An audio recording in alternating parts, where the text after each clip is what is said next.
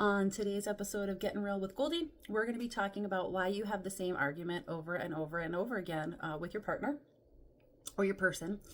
And I'm not going to say anything that experts and professionals have said already or haven't said already. I'm just going to say it in my way and hope it sticks. If you're in a relationship or a relationship, a lot of times, right, we will tell our person what we need. I need more attention. I need this, or I want this, right? And in a healthy relationship, the other person who's receiving that would hear you out and say, oh, okay. And then decide either internally or through processing out in a conversation, if they can actually meet that need or if they can't. And then, you either separate, agree to disagree, whatever the case may be. That's healthy. Okay. I'm talking about in the dynamic where a partner is talking about something over and over again, the same argument over and over again. I think it happens a lot of times in relationships where infidelity, because I see it with my clients.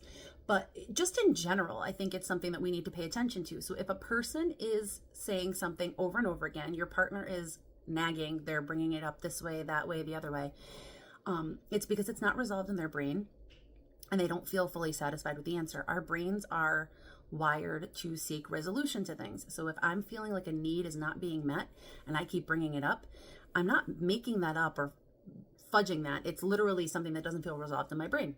This happens in work situations too. This is not just limited to intimate partnerships, but also the idea of, right, hoping that the other person is going to hear it. Because a lot of times in these, like, is my partner a narcissist kind of relationships, like, I'll say what I need and then the other person's like, yeah, and then they don't do it, right? So I'm appeasing you with no change in behavior. That sucks, right? And that's why it keeps coming up again. Or I shut you down, flip it and do the Darvo thing where it's like, how dare you attack me, right? You're the one who's doing this. I'm the victim. These are just things to kind of highlight. So again, healthy relationship, I say you process and decide if you can do it.